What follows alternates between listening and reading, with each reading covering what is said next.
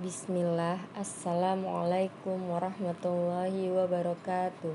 Wassalatu wassalamu ala rasulillahi Sayyidina wa maulana Muhammadin bin Abdillahi amma ba'du. Kaifa halukum ananda soleh dan solehah. Masya Allah, Ustazah selalu berdoa agar anak-anak Ustazah semuanya selalu dalam keadaan sehat ya. Alhamdulillah, hari ini kita kembali lagi dengan materi pelajaran SKI, Sejarah Kebudayaan Islam. Nah, sebelum kita masuk kepada materi, sama-sama kita baca dulu doa sebelum belajar ya. Bismillah, Rabbi zidni ilman nafi'an. Ya Allah, tambahkanlah ilmu yang bermanfaat untukku. Warzuqni fahman wasi'an, dan luaskanlah pemahamanku. Alhamdulillah, pekan yang lalu kita sudah belajar tentang kisah Nabi siapa ya? Ada yang masih ingat nggak ya? Kemarin kita belajar tentang Nabi siapa? Iya, bener. Kisah Nabi Muhammad. Nah, materi yang pekan lalu adalah masa sebelum kelahiran Nabi Muhammad dan masyarakat Mekah zaman jahiliyah. Nah, pekan ini kita akan belajar dengan materi masa kelahiran Nabi Muhammad. Sebelum kita mulai, yuk semuanya ananda soleh dan soleha duduk yang rapi ya.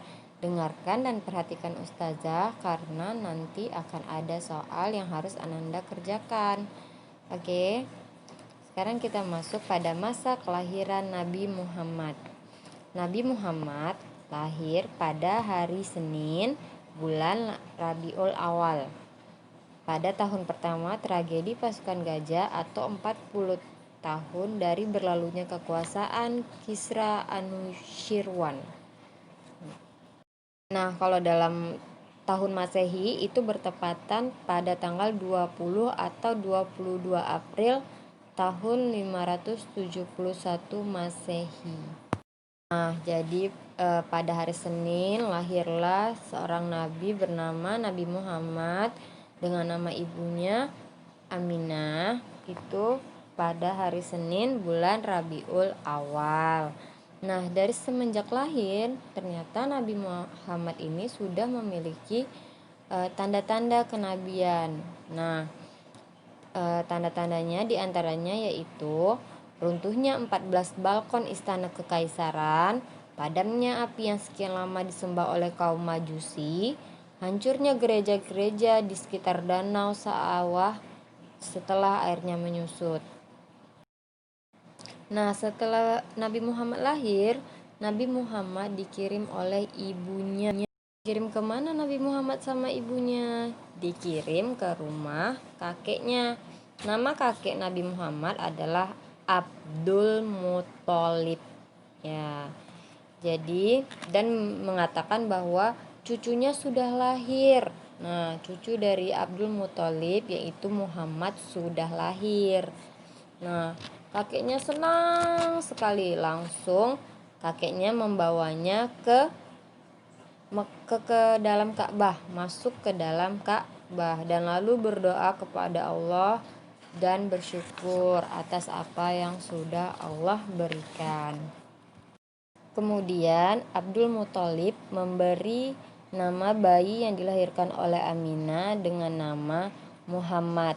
Padahal nama seperti ini tidak populer ketika di kalangan bangsa Arab. Jadi pada masa kelahiran Nabi Muhammad, nama Muhammad itu tidak populer, tidak lazim, tidak jarang terdengar ya.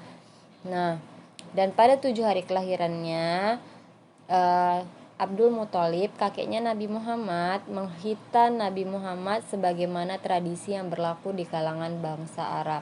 Nah, jadi pada umur 7 tahun Nabi Muhammad itu sudah dikhitan atau kalau kita menyebutnya disunat.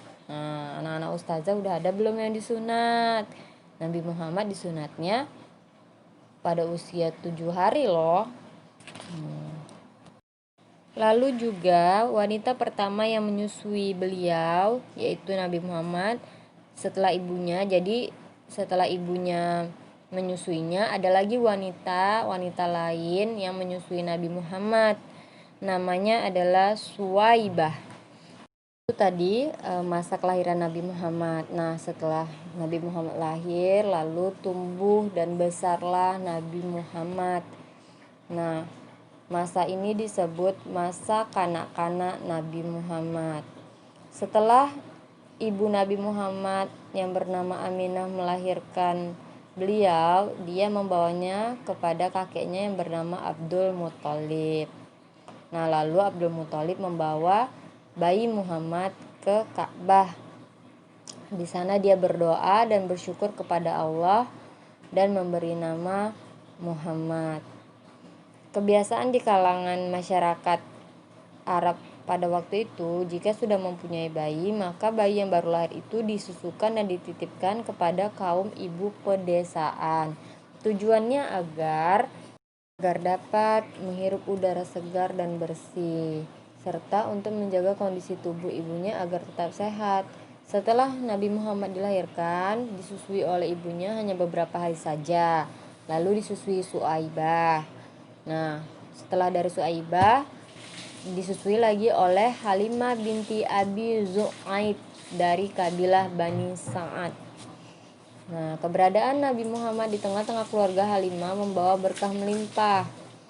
Nah, badan Nabi Muhammad juga tumbuh besar, dan pada usia 4 tahun Nabi Muhammad sudah menggembala kambing. Nah, anak-anak ustazah udah ada belum yang pernah menggembala kambing? Belum ya? Belum ada. Ya. Nah, pada usia 4 tahun, saat Nabi usia 4 tahun, terjadilah sebuah peristiwa. Nah, peristiwa apa? Jadi pada saat umur 4 tahun Nabi Muhammad itu pernah didekati oleh malaikat Jibril.